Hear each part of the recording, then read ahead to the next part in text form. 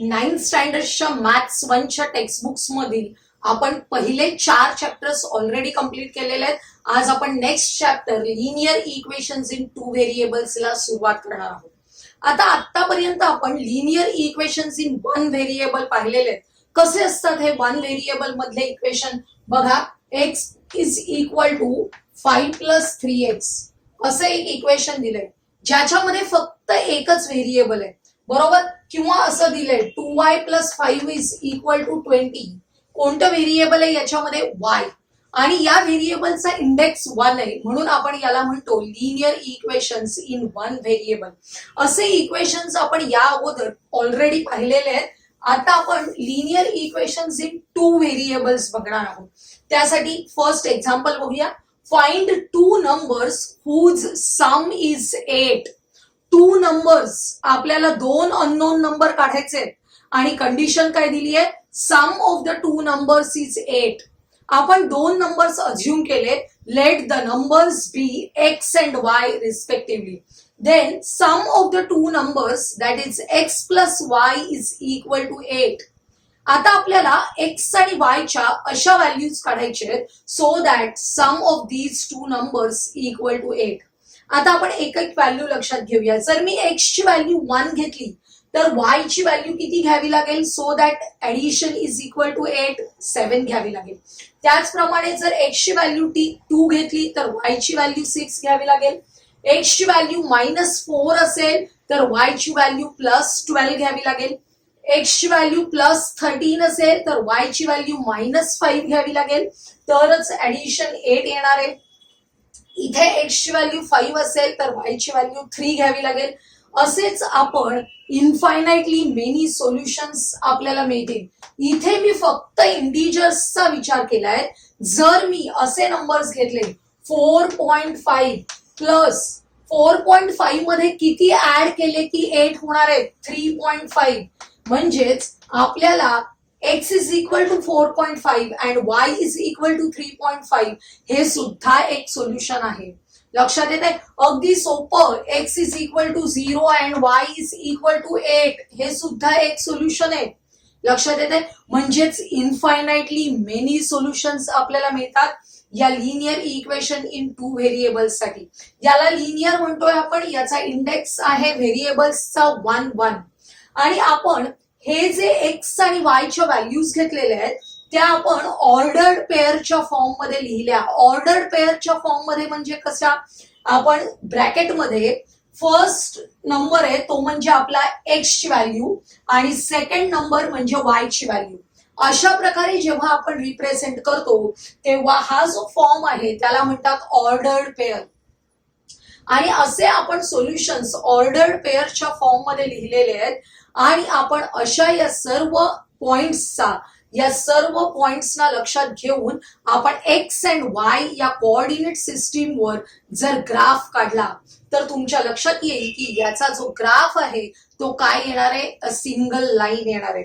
बघा काय होतं. इथे मी आता वरचे जे हे पॉइंट्स आहेत थोडे ते पुसते, तुमच्या लक्षात आलेले आहे. त्यामुळे हे बघा, x अँड y अशी कोऑर्डिनेट सिस्टीम आपण काढतो. ऑलरेडी आपण अशा प्रकारची सिस्टीम बघितलेली आहे.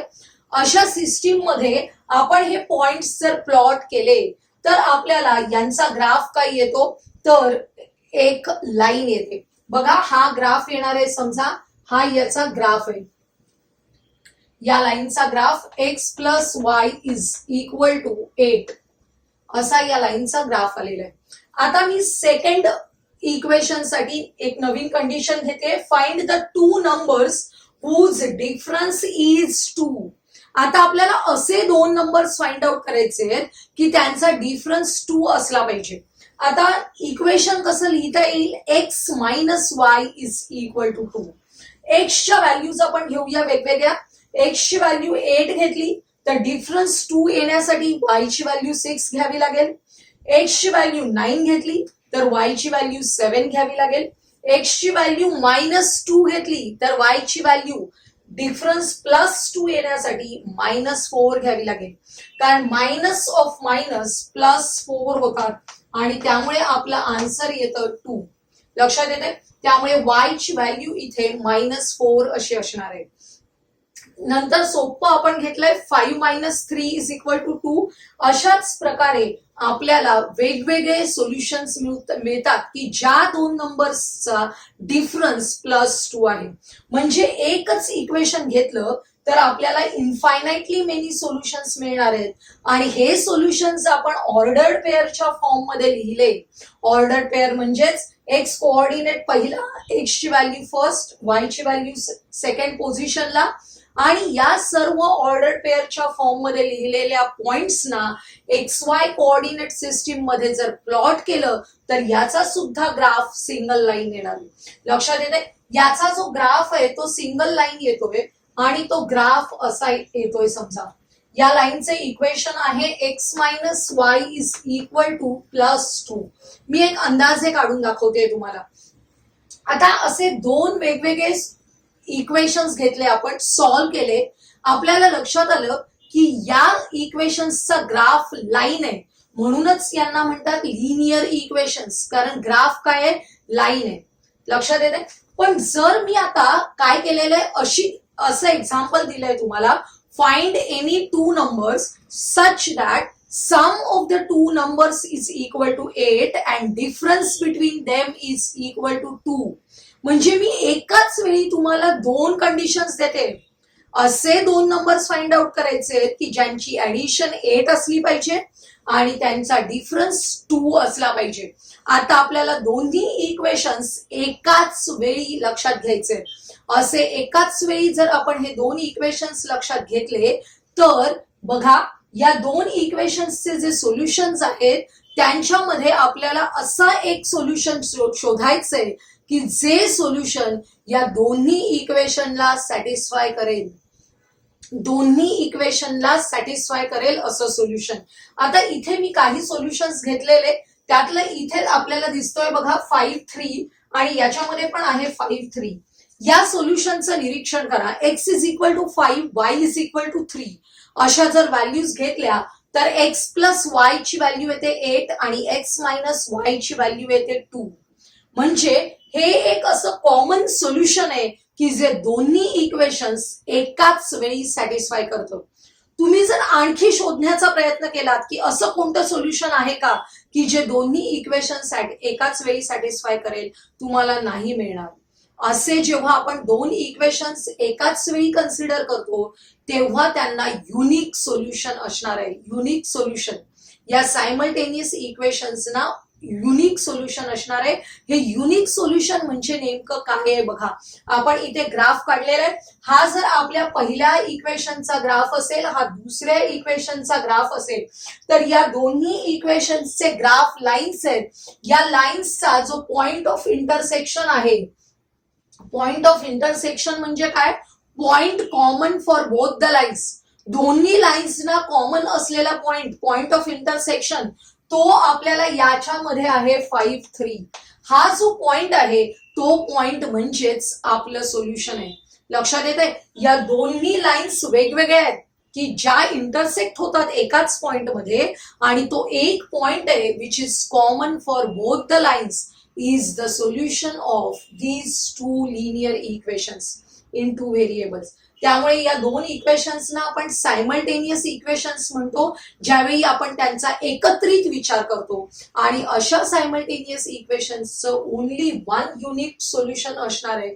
आणि ते फाइंड आउट करण्याच्या वेगवेगळ्या पद्धती आपण या चॅप्टर मध्ये शिकणार आहोत. ही जी पद्धत आहे ग्राफिकल मेथड, ती तुम्हाला 10th स्टँडर्ड मध्ये शिकायची. आपण यावर्षी थोड्या वेगळ्या सोप्या पद्धती शिकणार आहोत. सुरुवात करू आपण. क्वेश्चन नंबर 1 बघा. By using variables x and y, form any 5 linear equations in two variables. आपल्याला x and y हे व्हेरिएबल्स यूज करायचे आहेत आणि लिनियर इक्वेशन्स फॉर्म करायचे आहेत. आपल्याला लिनियर इक्वेशन्सचा अर्थ कळलेला आहे की ज्याच्यामध्ये इंडेक्स 1 असला पाहिजे. व्हेरिएबलचा इंडेक्स काय असला पाहिजे, 1 असला पाहिजे. बघा, कोणत्याही फॉर्मॅट मधले आपण लिनियर इक्वेशन्स लिहू शकतो. X minus y is equal to 7, अतिशय सोपं इक्वेशन आहे. तुम्ही दुसरं इक्वेशन असं लिहू शकता, y is equal to half x. हे सुद्धा लिनियर इक्वेशन आहे ज्याच्यामध्ये दोन व्हेरिएबल्स आहेत. हे असे कोइफिशियंट असले तरी चालतात. लक्षात घ्या. आता हे फर्स्ट झालं. सेकंड, थर्ड आपल्याला दोन व्हेरिएबल्स यूज करायचे आहेत हे लक्षात घ्यायचे. 3 into x plus y is equal to 15 अशा प्रकारचे इक्वेशन होईल ज्याच्यामध्ये x आणि y असे दोन व्हेरिएबल्स आहेत. आपण असे सुद्धा इक्वेशन्स तयार करू शकतो ज्याच्यामध्ये मोठे मोठे नंबर्स आहेत. 100x plus 12y is equal to 500 म्हणजे असं काही लिमिट नाहीये. हे जे कोइफिशियंट्स आहेत ते काहीही असले तरी चालणार आहेत. जेव्हा आपल्याला लिनियर इक्वेशन्स सांगितलं जाईल तेव्हा आपण एवढंच बघायचंय की या x आणि y या व्हेरिएबल्सचा इंडेक्स किती आहे, 1 आहे. आपण असं पण इक्वेशन घेऊया बघा. √2 into x plus √3 into y is equal to 10 चालणार आहे. लक्षात येते. म्हणजे अशा प्रकारचे इक्वेशन्स हे linear equations in two variables मध्ये येतील. नेक्स्ट क्वेश्चन बघा काय आहे. Write 5 solutions of the equation. आपल्याला एक इक्वेशन दिलंय त्याचे 5 सोल्युशन्स लिहायचे. सोल्युशन्स म्हणजे काय, अशा एक्स आणि वाय च्या व्हॅल्यू की ज्या हे दिलेलं इक्वेशन सॅटिस्फाय करतात. आपण बघितलंय की ज्यावेळी एकच इक्वेशन दिलेलं असतं, only one equation in two variables, दोन व्हेरिएबल्स मधलं एकच इक्वेशन असतं, तेव्हा आपल्याला इन्फायनाइटली मेनी सोल्युशन्स असतात.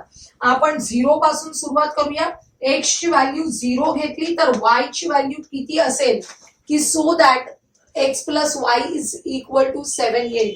वाय ची व्हॅल्यू असणार आहे 7. दुसरं सोल्युशन आपण लक्षात घेऊया. एक्स ची व्हॅल्यू आपण घेतली -1 समजा. x is equal to -1. एक्सच्या ठिकाणी -1 सबस्टिट्यूट करा. -1 मध्ये किती ऍड केले की +7 येणार आहे. y इज इक्वल टू 8 घ्यावं लागणार आहे कारण -1 + 8. लक्षात येते. ज्यावेळी आपण y ची व्हॅल्यू 0 घेतो, y इज इक्वल टू 0 घेतो, तेव्हा x ची व्हॅल्यू किती घ्यावी लागेल बघा. y इज इक्वल टू 0 घेतले तर x ची व्हॅल्यू आपल्याला 7 घ्यावी लागेल. असे आपल्याला वेगवेगळे सोल्युशन्स तयार करता येणार आहेत. आता इथे आपण आणखी काय करू शकतो.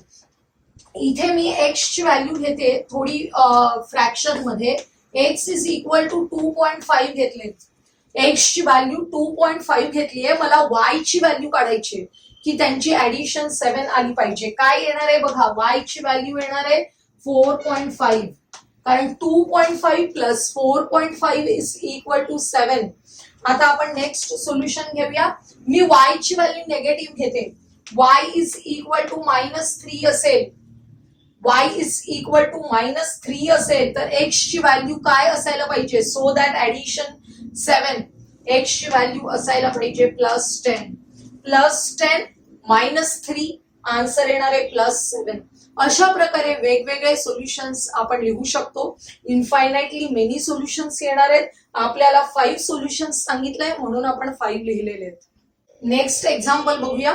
If 3x plus 5y is equal to 9 and 5x plus 3y is equal to 7, then what is the value of x plus y? आपल्याला x plus y ची व्हॅल्यू काढायला सांगितली आहे. दोन इक्वेशन्स दिलेत. हे दोन्ही इक्वेशन्स मी एकाखाली एक लिहून घेते. x plus 5y is equal to 9 हे फर्स्ट इक्वेशन आहे समजा. सेकंड इक्वेशन आपण घेतलं 5x plus 3y is equal to 7. Second equation. आपल्याला x plus y ची व्हॅल्यू काढायची. लक्षात घ्या या दोन्ही इक्वेशनचं थोडं निरीक्षण करायचंय. तुमच्या लक्षात येईल की इथे x चा कोइफिशियंट पहिल्या इक्वेशन मध्ये 3 आहे आणि इथे दुसऱ्या इक्वेशन मध्ये तो y चा कोइफिशियंट आहे. इथे पहिल्या इक्वेशन मध्ये y चा कोइफिशियंट 5 आहे आणि दुसऱ्या इक्वेशन मध्ये x चा कोइफिशियंट 5 आहे. असे जे स्पेसिफिक टाइपचे एक्झाम्पल्स असतात ज्याच्यामध्ये या x आणि y चे कोइफिशियंट्स अशा प्रकारे असतात तेव्हा आपण x प्लस y ची व्हॅल्यू डायरेक्टली काढू शकतो. लक्षात येते. म्हणूनच असं एक्झाम्पल फक्त 1 मार्कासाठी आपल्याला परीक्षेला येतं किंवा चूज द करेक्ट अल्टरनेटिव्ह मध्ये विचारलं जाऊ शकतं. या अशा टाइपच्या इक्वेशन्सना संपूर्ण सॉल्व्ह न करता आपण डायरेक्ट x प्लस वाय ची व्हॅल्यू काढू शकतो. कशी ते बघा. या दोन्ही इक्वेशन्सची जर आपण ऍडिशन केली, ऍडिंग इक्वेशन्स 1 and 2, या दोन्ही इक्वेशन्सची ऍडिशन आपण केली तर काय होणार आहे बघा. 3 + 5 8x plus 5 + 3 8y is equal to 9 + 7 16. आपल्याला हे एक इक्वेशन मिळालं. ज्या इक्वेशनचं निरीक्षण केलं तर तुमच्या लक्षात येईल की या इक्वेशनला आपण 8 ने डिव्हाइड करू शकतो. 8 ने डिव्हाइड करूया to both the sides of the equation. आपल्याला इक्वेशन मिळेल 8x divided by 8x, 8y divided by 8y आणि 16 डिव्हाइडेड बाय 8 2. म्हणजेच x प्लस y ची व्हॅल्यू आपल्याला मिळालेली आहे, जी आपल्याला विचारली आहे. डायरेक्ट आन्सर मिळतं आपल्याला. म्हणजे कोणत्याच प्रकारचं सॉल्व्ह करायला आपल्याला इथे लागलं नाही. पण हे केव्हा शक्य आहे, जेव्हा आपल्याला दिलेले इक्वेशन्स या फॉर्मॅटमध्ये असतील. लक्षात येते, हा 3 इथे आहे, हा 5 आहे, तो इथे आहे. असंच आपण सेकंड एक्झाम्पल बघूया, ज्याच्यामध्ये मी हेच इक्वेशन्स घेतलेत मुद्दाम आणि काय सांगितलंय, then what is the value of x minus y. आता आपल्याला x मायनस वाय ची व्हॅल्यू काढायची आहे. इथे प्लस वाय ची व्हॅल्यू काढायची होती, डायरेक्ट ऍडिशन केली आपण, कारण इथे मिडल टर्मला प्लस प्लस साइन होत्या. डायरेक्ट ऍडिशन केल्यावर आपल्याला x प्लस वाय ची व्हॅल्यू मिळाली. जेव्हा आपल्याला याच एक्झाम्पल मध्ये x मायनस वाय काढायचे, काय करायचं बघा. First equation x plus 5y is equal to 9. Second equation आपल्याला दिलेलं आहे 5x plus 3y is equal to 7. आपल्याला जर x मायनस वाय हवा असेल तर आपण काय करायचंय, सबट्रॅक्शन करायचंय. सबट्रॅक्टिंग काय होईल सबट्रॅक्शन करताना, आपण जसं नेहमी एका पॉलिनॉमियल मधून दुसरं पॉलिनॉमियल सबट्रॅक्ट करताना काय करतो, दुसऱ्या पॉलिनॉमियलच्या साइन्स चेंज करतो. तेच इथे करायचंय. इक्वेशन 1 मधून इक्वेशन 2 सबट्रॅक्ट करताना इक्वेशन 2 च्या साइन्स चेंज करायच्या. इथे प्लस साइन असेल ते मायनस करायचंय, प्लस आहे ते मायनस होईल आणि इथे सुद्धा प्लस आहे ते मायनस होईल. आणि आता आपण नवीन चेंज केलेल्या साइन्स लक्षात घ्यायचे. बघा 3 मायनस 5, 3 मायनस 5 म्हणजे -2x अशी आपली फर्स्ट टर्म येणार आहे. इथे 5 मायनस 3 या दोघांची ऍडिशन 5 मायनस 3 किती होणार आहे, +2y. आणि इथे 9 मायनस 7 आन्सर येणार आहे +2. आता या संपूर्ण इक्वेशनला आपण -2 ने डिव्हाइड करूया. काय करायचं, -2 ने डिव्हाइड करायचं. काय होईल बघा, -2x डिव्हाइडेड बाय -2x येतील, +2y डिव्हाइडेड बाय -2 -y येतील आणि 2 डिव्हाइडेड बाय -2 -1 येणार आहे. म्हणजेच आपल्याला x मायनस 1 ची व्हॅल्यू मिळाली -1. अशा प्रकारे कोणत्याही पद्धत न वापरता, x आणि y ची व्हॅल्यू न काढता आपण direct x plus y, x minus y काढून बघितलेलं आहे. लास्ट एक्झाम्पल बघूया. Find the values of x plus y and x minus 5 if these two equations are given. आता दिलेल्या इक्वेशन्स मध्ये हे जे मिडल टर्म सेकंड टर्मचं साइन आहे ते मायनस आहे बघा. अशा वेळी काय होणार आहे, आपण हे दोन इक्वेशन्स लिहून घेऊया. 15x minus 17y is equal to 11. Second equation आहे 17x minus 15y is equal to 21. आपण जर या दोन इक्वेशन्सची ऍडिशन केली, adding equations 1 and 2 we get. Addition केल्यावर आपल्याला कोणती व्हॅल्यू मिळते बघा. आणि ऍडिशन का करायची, x प्लस वाय आणि x मायनस वाय काढण्यासाठी. कारण इथे बघा x चा कोइफिशियंट आहे +15, इथे y चा कोइफिशियंट, तुम्ही चिन्हांकडे लक्ष देऊ नका, 15 आहे हे लक्ष द्या. इथे y चा कोइफिशियंट चिन्ह पाहू नका, 17 आणि इथे पण 17 आहे. असं असेल तेव्हा आपल्याला डायरेक्ट या व्हॅल्यूज मिळतात. आपण ऍडिशन करून बघूया कशाची व्हॅल्यू मिळते. 15 प्लस 17 ऍडिशन करायची आहे 32x. इथे -17 -15 त्यामुळे ऍडिशन येणार आहे -32y आणि 11 प्लस 21 ऍडिशन येते +32. इथे सगळीकडे 32 आहे आपल्याला दिसतोय, म्हणजे dividing both the sides of this equation by 32 we get x minus y is equal to 1. म्हणजे तुमच्या लक्षात येईल की या एक्झाम्पल मध्ये जेव्हा आपण या दिलेल्या दोन इक्वेशन्सची ऍडिशन करतोय तेव्हा x मायनस y ची व्हॅल्यू मिळते, आणि जेव्हा या दोन इक्वेशन्सची सबट्रॅक्शन करू बघूया काय होत आहे. 15x minus 17y is equal to 11. 17x minus 15y is equal to 21. आपण या दोन्ही इक्वेशनची जेव्हा सबट्रॅक्शन करू तेव्हा काय होतंय बघा. सबट्रॅक्शन करणं म्हणजे काय तुम्हाला सांगितलंय की सेकंड इक्वेशन आहे त्याच्या साइन्स चेंज करायच्या. इथे +17 आहे ते मायनस होईल, -15 आहे ते प्लस होईल, +21 आहे ते मायनस होईल. आपण ही बदललेली चिन्ह आता लक्षात घ्यायचे.